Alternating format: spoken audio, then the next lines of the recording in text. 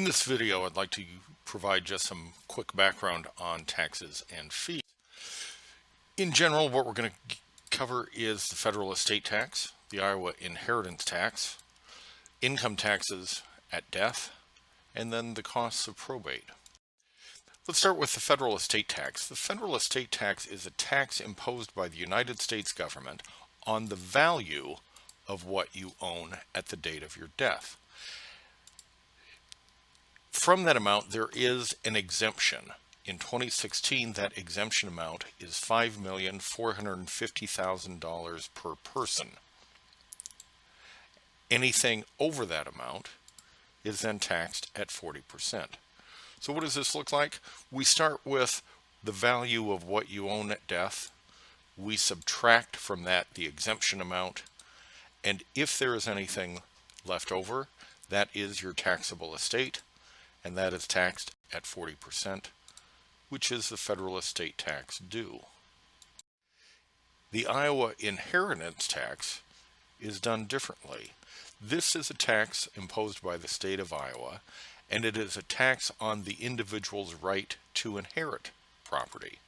It is based upon the relationship of the recipient to the decedent of the value of the property that is received. The tax rate will vary by the relationship. If it is a direct descendant, there is no tax due. If it is a collateral relative, then there will be a tax of roughly 10%. What does this look like? Again, we see the value of the property recede. Now we look at who is receiving it, and that determines the amount of tax that is due and payable to the state of Iowa. Income taxes are a different matter. Income taxes apply to both state and federal, and there is the decedent's final income tax return, that is January 1st through their date of death in the year of death. And then after that, there is a fiduciary income tax return that is filed from the day after that date of death through December 31st of the calendar year.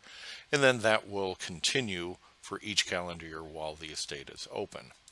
Way of looking at it is that the part in green would represent the decedent's final income tax return, and then where we have the shift from blue to green is the date of death, with that blue portion representing the fiduciary side of things.